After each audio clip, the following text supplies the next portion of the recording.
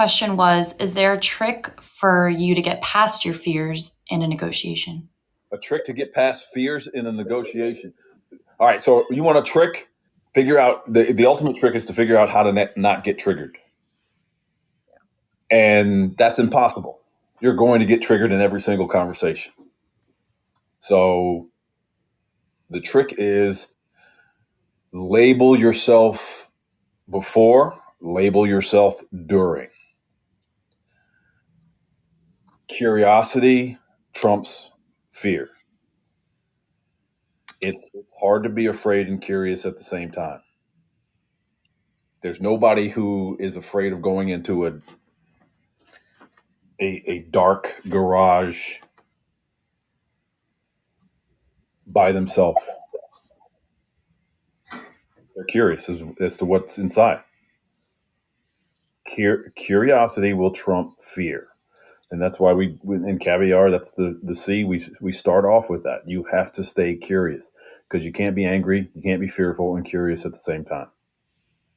So understand that between stimulus and response is space, and that's where you can make up your mind on how you're going to actually respond. But I'll turn it over to the rest of you guys. What are your thoughts? I was going to say unaddressed negatives never go away, and neither do unaddressed fears. If they're your fears, you're the one that's going to have to address them. And self-labeling is the way. And to Derek's point, and then just curiosity: are my fears well founded? And you start investigating that with the other side. Listen to them because that's evolutionary. That keeps you out of danger, but don't let them cloud your communication. Don't let them cloud your mind. Address them so that you can think more clearly and move forward in your negotiation or your sensitive conversation. So this is everything we do is a choice. And I'll take it to one of my first negotiations. I was so afraid, and you trust the skills. You have to say, I'm diving into the deep end, and I'm going to accept that I'm diving into the deep end. And I'm going to take these tools and I'm going to do the best I can. Every time I get afraid, I'm going to dive in with a tool.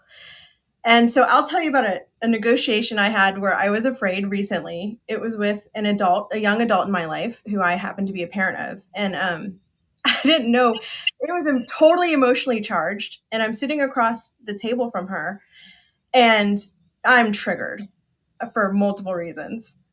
And it's just kind of, we're starting out this conversation and you guys are going to laugh because she's talking about what she wants to do in life. And so what did I do? You dive into the skill. I had nowhere to go with this conversation. I wanted to start slowly. So I said, well, what are you passionate about? What about that makes you passionate? Sounds like you really like whatever. I'm not going to get into the conversation, but the point of that whole scenario is that if you make a choice that when you're afraid, you're going to trust the skills that you've invested in, they'll work for you.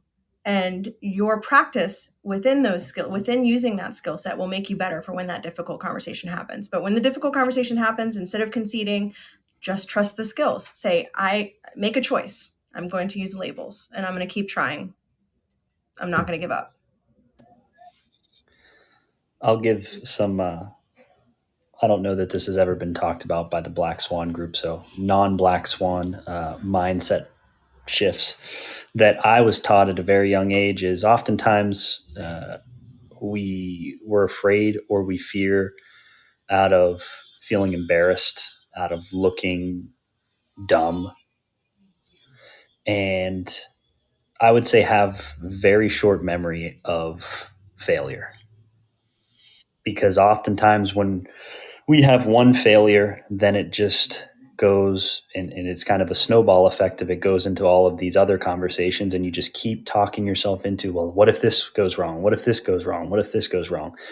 And if you have a short memory of your failures, that snowball effect almost doesn't happen. Of course, it's going to happen from time to time, but just have a short memory of your failures and just go into the conversation thinking, Worst thing that happens is I fall flat on my face and then I'll go learn from it in the next one. Like that's really all you can do. Because if you just stay in that fearful mindset and you're essentially running from these fears, then success will stay far away from you. And you just need to accept the fact that sometimes you're going to fall on your face. But, whatever that early 2000s or late 90s rock song is, maybe it's not rock. Even the best fall down sometimes. What's that quote? There's a quote I love, the man in the arena quote. Do you know that quote? It's essentially, it's on my wall. It's on my wall too. That's funny. I can't, you could probably, because you're the oldest in the room. Yeah. Bottom line is you're going to fall, get up. The people that judge you are the ones that don't participate. And so their opinion doesn't really matter. Get in there, get dirty, get up, fight another day.